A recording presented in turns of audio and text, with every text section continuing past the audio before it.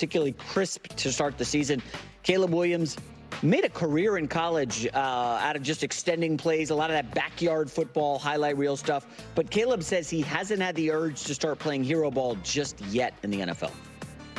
I don't fight any feelings of that. I'm more of a guy that, and I said this, I was talking to Shane this morning.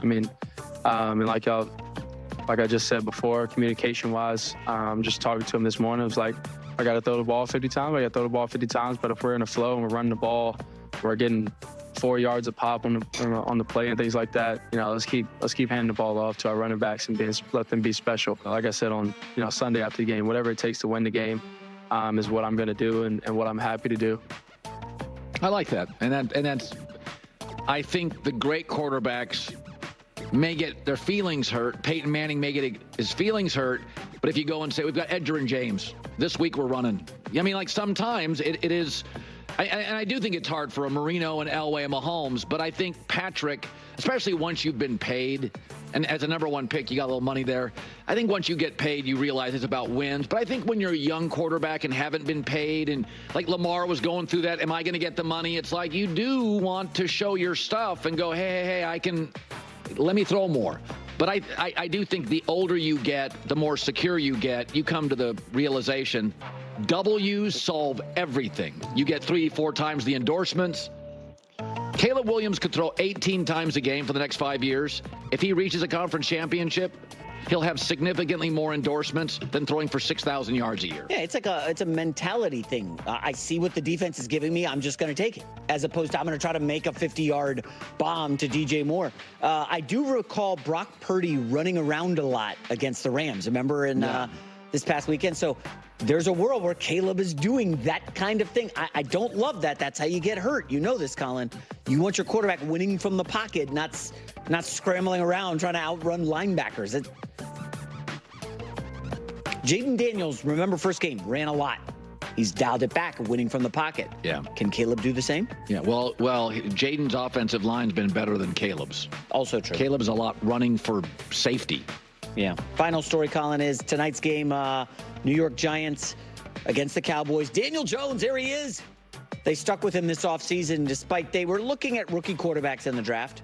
New York 1-2 after the win over the Browns. And wide receiver Darius Slayton still believes in his quarterback, thinking he can get back to the style of play that earned Jones his big contract. Slayton said, "It's still in, DJ. And I think there are times where you still see flashes of that. But we spent 2 years of Giants coaches just trying to play defense and not make mistakes." Ask yourself this. How many quarterbacks in year 5 pop into greatness? Geno Smith, that's maybe it. He's not popping into greatness. He made a Pro Bowl. They made the playoffs. He was excellent. That's not greatness. Oh, what's Tua greatness? makes the playoffs. When's the last quarterback that went year 5, you're like, that's an all-timer? Oh, that doesn't happen.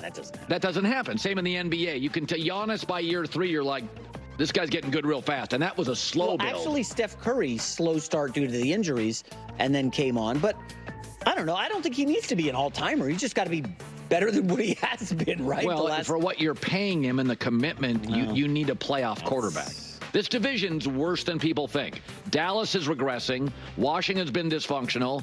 Philadelphia didn't probably have the right coach. Got to be a playoff quarterback in this division. This is not the NFC North, where between Detroit, Minnesota, Green Bay, you have 3 of the best offenses potentially in the league. That's not what this division is. They're dysfunction all over this. You got to get to the playoffs if you're a legitimate franchise quarterback. I mean, good God, Mitch Trubisky got to it twice, and Aaron and Stafford were in the division. I mean, I don't think he won either of them, right? Well, I think Daniel's better than Mitch, but I think. Oh, really? Yeah, he throws a better ball. Yeah. Again, I know I'm a Giants hater, but I will give Jones credit. Last 2 weeks, 2 touchdowns, 0 giveaways, back-to-back weeks for the first time in his career. So. Well done, Danny Dimes. Nicely done. Don't need to be negative on this show. Go Cowboys. I think we like him more than his GM, according to HBO Max. J-Mac with the news. Well, that's the news. And thanks for stopping by. The Herd Lie News. Feeling secure in your own home. 1:45 left. You trail, you're on the road. Field goal doesn't win it. 1 timeout. who would you take, Gardner Minshew or Deshaun Watson? And I would say I would take Gardner Minshew today. Would you take Baker Mayfield or Trevor Lawrence? I would take Baker Mayfield today. I don't care about your contract, your resume, your draft status. I don't care. Right now, I'd take Sam Darnold, from what I've seen the first 3 weeks, over a lot of quarterbacks who are viewed as better quarterbacks. And you know, it's almost how you judge friends. A friend will help you move. A great friend will help you move a body. I lived in Vegas. I'm not going to get into it. So there's a difference. And I judge it based on crisis. The all-time greats, Joe Montana, Brady, Elway, all did one thing in common. Some big, some small, some big arms, some mobile, not mobile. One thing in common. Brady, Mahomes, Elway, great in crisis. A lot of guys are talented. They're not great in crisis. And so my top 10 quarterbacks, based on this premise, because that's what I'm paying for. I'm not paying for your resume. Jalen Hurts got a great resume. He turns the ball over too much. Can I trust him?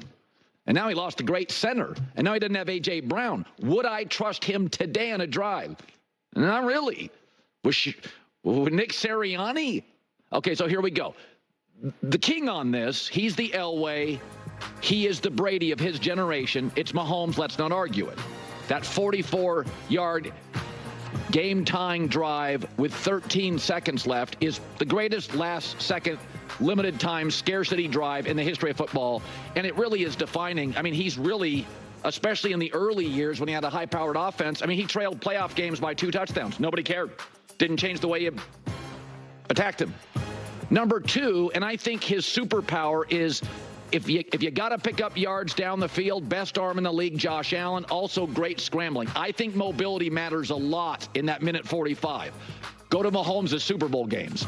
Mobility matters in these spots because stuff breaks down. Sometimes a Steve Spagnuolo is going to bring the house. Kirk Cousins, I love him. I don't get any mobility with him. Josh Allen, too. Joe Burrow, I get just enough mobility. And I also think he got to a Super Bowl with road wins with an atrocious offensive line and was running for his life. That, to me, defined Burrow as less talent than maybe Mahomes, less physical wow than Allen, but his ability to win with bad O-lines, and we don't know if Zach Taylor can coach, puts him at 3. One spot ahead of a guy that doesn't give me the mobility of Burrow, Matt Stafford. But Stafford leads all quarterbacks currently playing with 36 fourth-quarter comebacks. He had another one Sunday. This is his superpower, is like Mahomes. Arm angles, throw from any platform. I don't get mobility, and if the pocket collapses, he's in trouble, but I put him 4. I put Aaron Rodgers just a notch below because now Aaron is good, but I've never thought he's as great trailing as an Elway, Mahomes, Brady, or a Matt Stafford. I will 2 years, half his wins are game-winning drives, so he's gotten better at it. Number 6, and now it gets tricky because I feel strongly about the first 5, probably C.J. Stroud. Now, I don't have a big resume to work with, and he's had a couple stinkers. These young quarterbacks, Minnesota game, they have stinkers. They go sideways fast for these young quarterbacks. 75-yard game-winning drive, 40 seconds against the Bucs. Like, it's impressive. I'm sorry. Greg Cosell talks about it this week, last week. The kid's just different. I would say number 7, again, I don't have a huge resume, but I love Jordan Love. He had 3 game-winning drives last year in his first full season as a starter. And in the playoffs, his first time go to the playoffs, he had a 99 passer rating and 67% completion ratio with the youngest offensive team, youngest roster since the 1970 Buffalo Bills in the playoffs. I know it's young, but between LaFleur, the youth, his mobility, now he's going to have, again, he's going to throw some picks. He's more Favre than Aaron Rodgers. He's got some gunslinger in him, but I would put him 7. I will tell you, this is where Brock Purdy won me over last week. Last week was the proving point. No Christian McCaffrey, no Debo, no Kittle. Against Stafford and McVay. He didn't win the game, but he won me over. I was like, wow. And by the way, Brock Purdy, highest fourth-quarter passer rating in league history. That's something, folks. I don't know if it's Shanahan. That's the highest fourth-quarter passer rating in the history of the league. I know. He hasn't played a lot. He's played enough to know some of that's relevant. Number 9, I may criticize Dak, but he was 3